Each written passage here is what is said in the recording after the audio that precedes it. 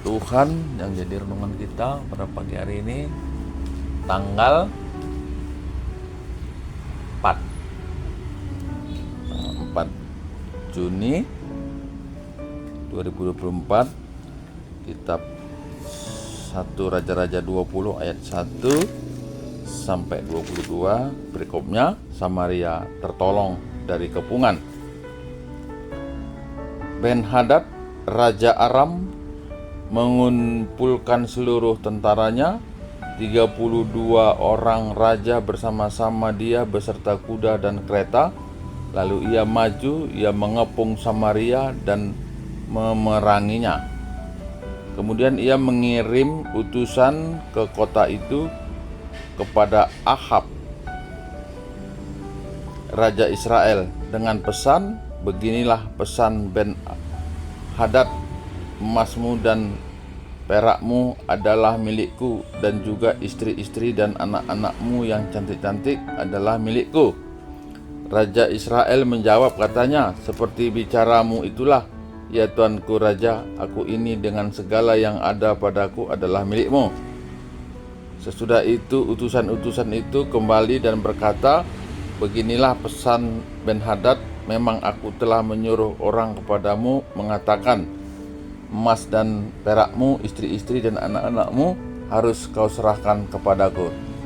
Tetapi besok, kira-kira pada waktu ini, aku akan menyuruh pegawai-pegawaiku kepadamu, dan mereka akan menggeledah rumahmu dan rumah pegawai-pegawaimu. Maka segala yang mereka lihat dan ingini akan mereka ambil dan mereka bawa.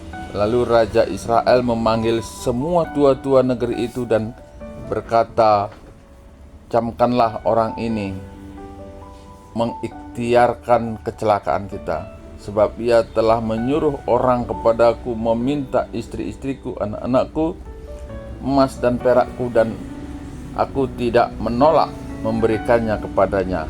Lalu kata semua tua-tua dan segenap rakyat itu kepadanya, jangan dengarkan, jangan luluskan. Sebab itu ia berkata kepada utusan-utusan Ben-Hadad, katakanlah kepada tuanku raja, segala yang pertama kali kau serukan kepada hambamu ini, aku akan melakukannya. Tetapi tuntutan yang kemudian ini tidak dapat kupenuhi. Lalu pergilah utusan-utusan itu dan menyampaikan jawab itu kepada Ben-Hadad.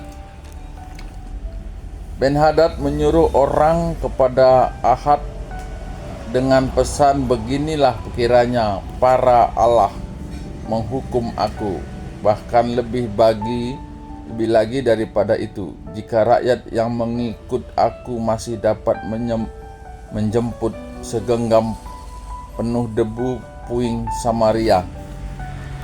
Tetapi Raja Israel menjawab, katanya, katakanlah orang yang baru menyandangkan pedang, janganlah menegakkan diri seperti orang yang sudah menanggalkannya.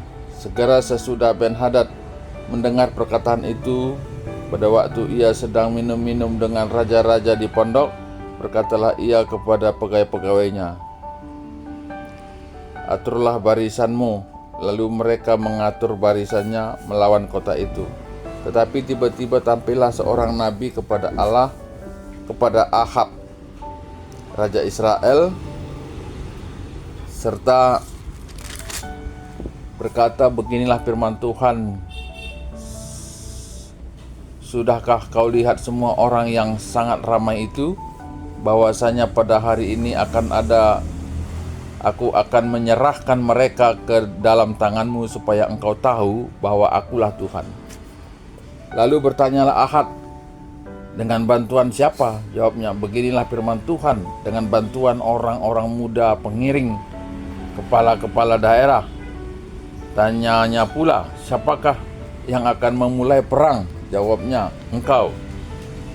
Kemudian ia menghitung jumlah orang-orang muda mengiring kepala-kepala daerah itu, ada 230 orang.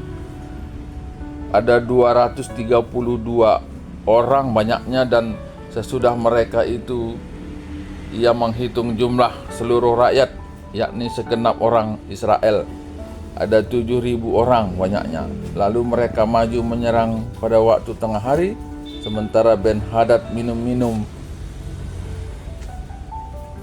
sambil mabuk di pondoknya bersama dengan ke-32 raja yang membantunya. Ketika orang-orang muda pengiring kepala-kepala daerah itu maju menyerang lebih dahulu, maka Ben-Hadad menyuruh orang menyelidikinya, dan mereka memberitahukan kepadanya demikian, ada orang-orang maju menyerang dari Samaria. Lalu katanya, entah mereka datang dengan maksud damai, entah dengan maksud perang, tangkaplah mereka hidup-hidup. Sementara itu keluarlah mereka itu dan dari dalam kota, yakni orang-orang muda pengiring kepala-kepala daerah dan juga tentara yang mengikuti mereka. Lalu mereka masing-masing membunuh lawan yang dihadapinya, sehingga orang Aram itu melarikan diri dan dikejar oleh orang Israel. Tetapi Ben-Hadad raja Aram dapat meluputkan diri dengan naik kuda beserta sejumlah orang berkuda. Juga raja Israel maju lalu musnahkan kuda dan kereta itu dan mendatangkan kekalahan yang besar kepada orang Aram. Lalu tampillah nabi itu kepada raja Israel dan berkata kepadanya, baiklah, kuatkanlah hatimu, pertimbangkan dan pikirkanlah apa yang harus kau perbuat, sebab pada pergantian tahun raja Aram akan maju menyerang engkau. Ya,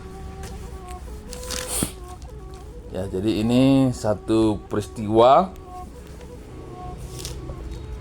Israel, yaitu rajanya Ahab, ya, Raja Ahab ini yang diangkat atau diurapi oleh Elia, ya.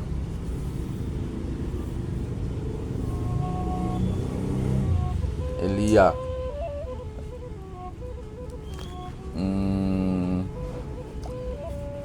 Raja Israel yang diserang oleh Raja Aram, ya, Raja Aram. Nah, dalam perikop ini sebetulnya satu kondisi yang tidak seimbang gitu ya, yang tidak seimbang, tapi ada pesan dari Nabi bahwa Tuhan akan dikatakan bahwa akan memberikan kemenangan, ya, akan memberikan kemenangan oleh karena situasinya sebetulnya tidak seimbang.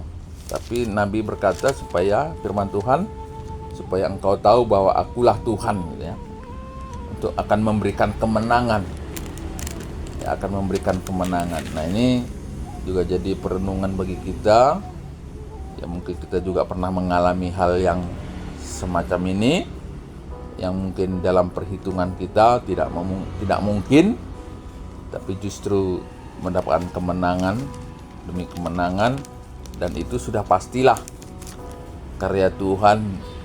Allah bekerja untuk memberikan kemenangan, dan dalam perikop ini supaya Tuhan ataupun Tuhan memberitahu supaya raja ini tahu gitu, supaya kemenangan itu bersumber dari Tuhan, supaya mereka ini datang kepada Tuhan, menyembah Tuhan. Nah, itu seperti itu, untuk membawa orang Israel ini percaya kepada Tuhan.